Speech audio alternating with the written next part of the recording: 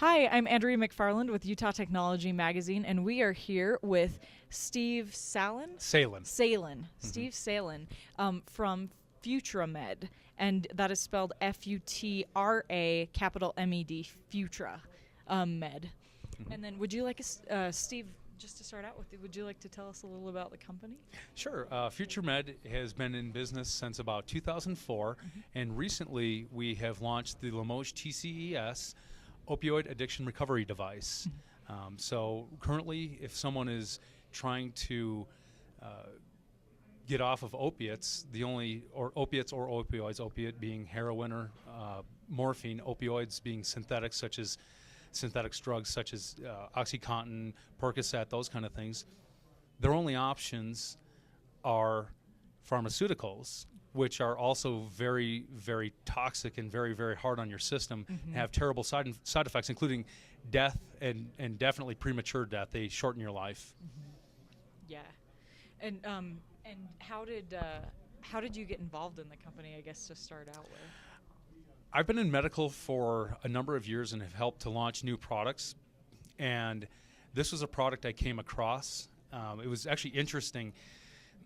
Last year, I had a skiing injury in the late part of the year. I had a rather large contusion in my leg.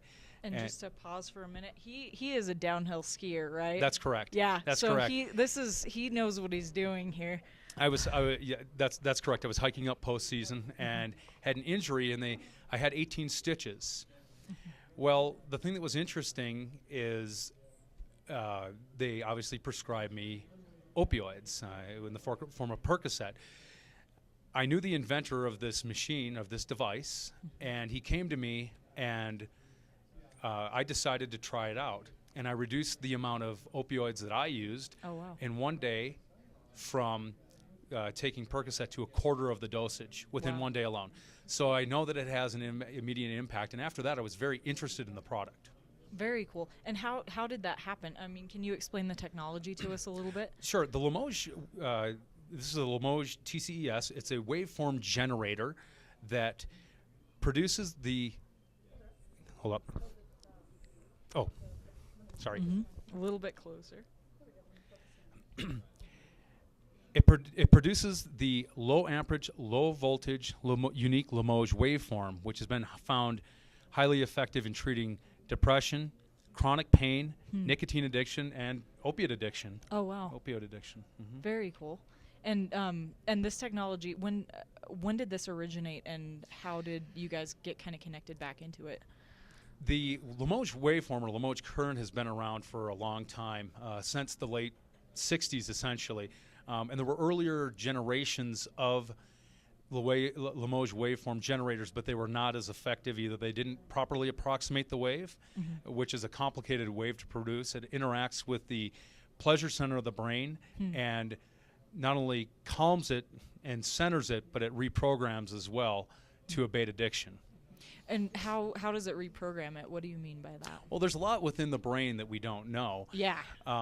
But what it does is it interfaces with that. There's electrodes that actually come out of here, and there's one that's placed on the bridge of your nose, and then two that are placed on the mastoid bones in the back of your head behind your ears.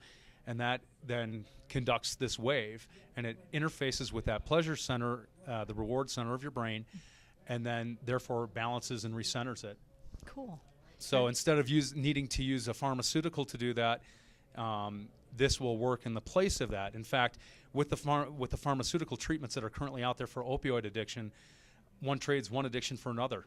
You're addicted to those medications.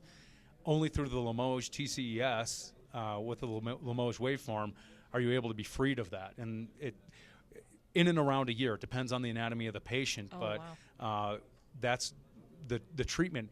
If you look at methadone, for example, you have to go to a methadone clinic every day to get that dosage, which is a very big impact on your life. It's inconvenient. This is treatment in your own home. You can see the device. It's relatively small, and there's a wire harness that comes off of it with electrodes. You could sleep with it on for your treatment, for the maintenance phase.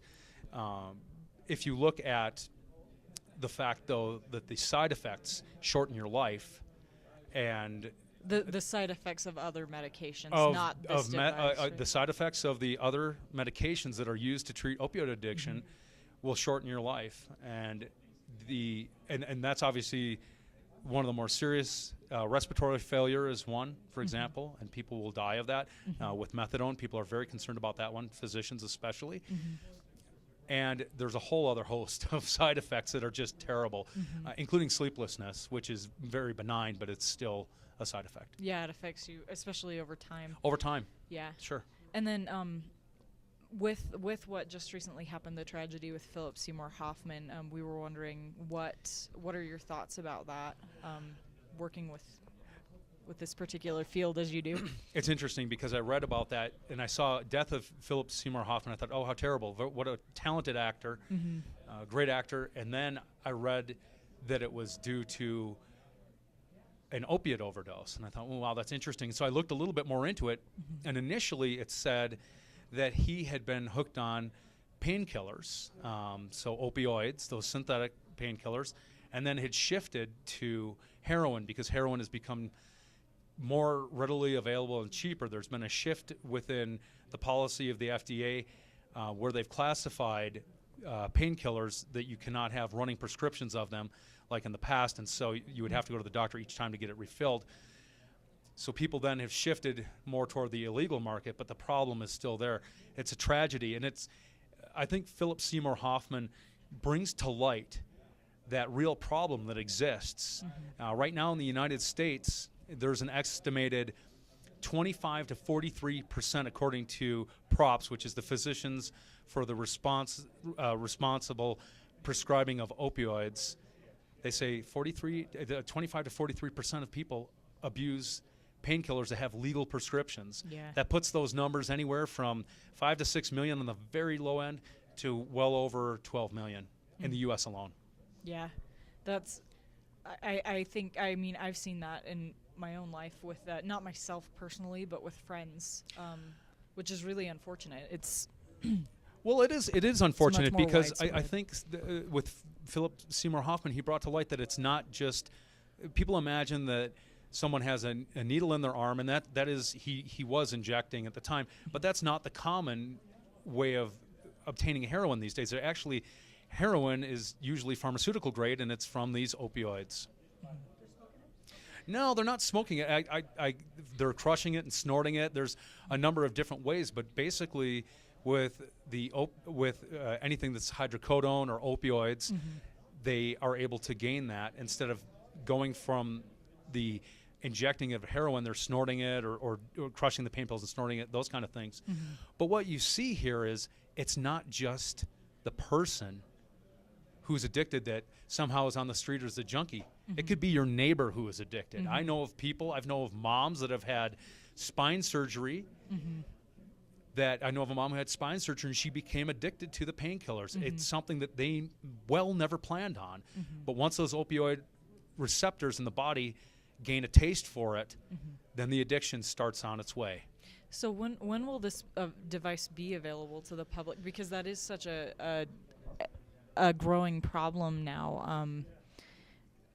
When could people seek treatment using this device?